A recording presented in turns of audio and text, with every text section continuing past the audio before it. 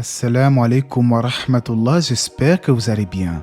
Aujourd'hui, nous allons répondre à une question importante, surtout qu'elle touche quelquefois la communauté musulmane. Quelle est la forme de la planète Terre? Si vraiment elle était de forme sphérique, pourquoi le Coran nous dit-il « Et c'est Allah qui vous a fait de la Terre un tapis ».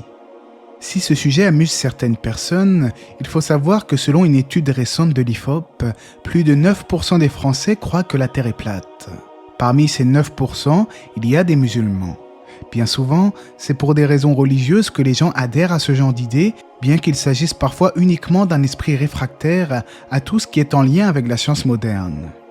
Avant d'entrer dans le vif du sujet, je vous invite à vous abonner si vous ne l'êtes pas déjà, afin de ne rien manquer des prochaines publications, pourquoi pas pendant la petite intro par exemple.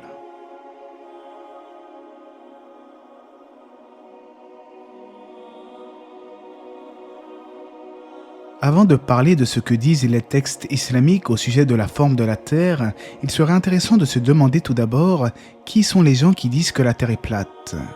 Ce sont en fait ceux que l'on nomme les platistes. J'ai eu l'occasion d'échanger parfois avec ce genre de personnes et ce que j'ai pu constater, c'est qu'ils se décrivent comme étant des chercheurs de vérité. Pour eux, ceux qui pensent que la Terre est ronde sont forcément des moutons qui suivent bêtement les enseignements qui leur ont été inculqués à l'école. Or, Allah est témoin que moi-même, je suis l'un des premiers à faire mes propres recherches et à ne jamais suivre bêtement ce qui est véhiculé par-ci et là. Je n'aime pas le conformisme et je pense que chacun doit chercher la vérité au quotidien. Mais je ne considère pas ces gens comme des chercheurs de vérité, mais plutôt comme des gens qui ont été trop loin dans le complotisme, c'est-à-dire qu'ils pensent que tout n'est que mensonge, jusqu'à renier des vérités scientifiques incontestables. Mais que disent alors les textes islamiques au sujet de la forme de la Terre? Avant de répondre à cette question, il faut savoir que même s'ils ne sont pas infaillibles, les savants de l'islam ont un rang privilégié auprès d'Allah et ils sont plus à même de comprendre les textes du Coran et de la Sunna. Allah dit dans le Coran, dans le sens du verset, « Sont-ils égaux ceux qui savent et ceux qui ne savent pas ?» Il serait donc intéressant de savoir ce que disent les grands savants musulmans sur la forme de la Terre. Il faut savoir que plusieurs ulama ont affirmé que la forme sphérique de la Terre faisait l'objet d'un consensus. Ibn Hazm, le grand savant d'Andalousie, a dit de son côté « Aucun savant musulman nommé ainsi pour sa science n'a réfuté le fait que la Terre était ronde et il n'a jamais été mentionné que l'un d'eux ait dit le contraire. Les preuves du Coran et de la Sunna démontrent même sa forme ronde. » L'érudit, l'imam connu de la plupart des musulmans, Ibn al-Qayyim, qu'Allah lui fasse miséricorde, a dit « Les astres sont de forme sphérique, tout comme la Terre. » Ibn Taymiyyah rapporte quant à lui qu'il y a unanimité sur le fait de dire que la Terre est sphérique. Les ulama sont unanimes sur le fait que la Terre ressemble à une sphère. Cela est prouvé par les différents moments de lever et coucher du soleil pour ceux qui sont à l'est et à l'ouest. Certains pourraient alors rétorquer « Mais comment les savants expliquent-ils les versets qui nous disent que la Terre est aplanie, comme dans le verset, et les montagnes comme elles sont dressées, et la terre comment elle est nivelée ?» Les savants expliquent alors, comme Ibn Kathir dans son tafsir, que ces versets indiquent que la terre est bien déployée et disposée à être utilisée. Mais cela ne veut pas dire que sa forme réelle est plate, et c'est justement car elle est très vaste que nous ne pouvons pas apercevoir sa courbure. Nous sommes si petits par rapport à la terre que nous ne pouvons distinguer directement sa forme arrondie. L'érudit contemporain le Cheikh Al-Uthaymin a dit à ce sujet que la Terre est sphérique en vertu des preuves du Coran, des faits, ainsi que des propos des savants. Puis il cita le verset « Il enroule la nuit sur le jour et enroule le jour sur la nuit ». Conséquemment, il commenta le verset en disant qu'enrouler une chose consiste à lui faire prendre une forme ronde comme un turban que l'on enroule.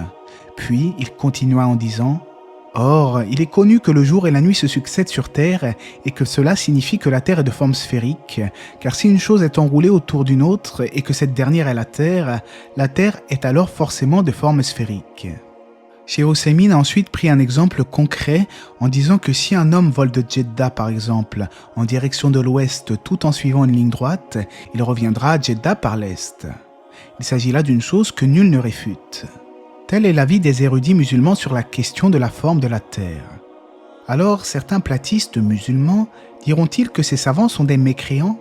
En effet, même si j'ai rencontré des gens bienveillants qui arrivent à ne pas sortir du cadre de la bienséance, j'ai parfois rencontré des gens qui ont osé me traiter de mécréant car soi-disant, je renierais le Coran en disant que la terre est ronde.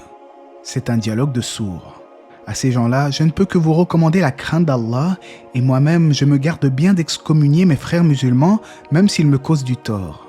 On rapporte que le prophète alayhi salatu wassalam a dit « Celui qui traite son frère de mécréant ou d'ennemi d'Allah alors qu'il ne l'est pas, son accusation se retourne contre lui. » Et dans un autre hadith, lorsqu'un homme dit à son frère « Ô mécréant », c'est comme s'il l'avait tué. Ainsi, je conseille à tous ceux qui sont éprouvés par ce genre d'ambiguïté de revenir à une compréhension équilibrée des textes et de ne pas se laisser influencer par des idées étranges qui ne font que ridiculiser les musulmans. Une question s'impose alors. Comment ceux qui considèrent que la Terre est plate expliquent les rebords de la Terre? En effet, si la Terre est plate, qu'en est-il de ses extrémités? L'eau ne devrait-elle pas tomber dans le vide? Eh bien, tenez-vous bien, certaines personnes pensent que des gigantesques blocs de glace de plusieurs mètres de haut empêchent l'eau de tomber. La Terre serait en réalité un dôme entouré par de la glace. Ils prennent parfois des photos de glaciers prises en Antarctique pour appuyer leur dire. Entre nous, comment croire à de telles choses en 2024? En fait, les preuves scientifiques abondent pour confirmer que la Terre est bien ronde. Les théories de la Terre plate, aussi intrigantes soient-elles, ne résistent pas face aux faits observables. Parmi ces faits, on peut citer par exemple qu'il ne fait pas jour partout au même moment sur Terre. Cela est connu de tous.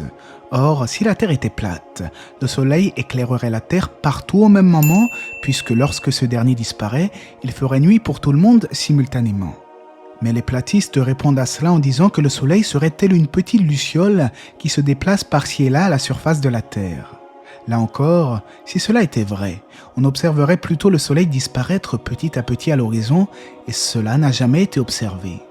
Lorsque le Soleil se lève et se couche, il garde la même taille et ne donne pas du tout l'impression de s'éloigner comme le voudrait le modèle des platistes. Les preuves en ce sens sont nombreuses, mais il serait fastidieux de toutes les énumérer dans cette vidéo.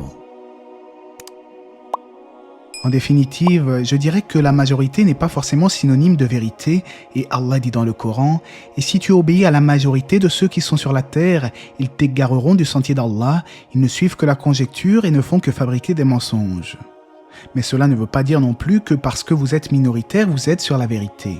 Je dirais que le véritable croyant ne doit pas passer son temps à écouter des histoires de théories du complot, à chercher des signes Illuminati partout, dans les films et les dessins animés par exemple. Le musulman se doit plutôt de se focaliser sur sa spiritualité, d'apprendre sa religion, de prêcher les gens à l'islam et de ne surtout pas les induire en erreur avec des théories abracadabrantes. Et qu'Allah nous facilite dans l'apprentissage de notre religion. Allah sait mieux. J'espère que ce rappel vous aura été bénéfique, que la paix et les bénédictions d'Allah soient sur le prophète, sa famille et ses compagnons.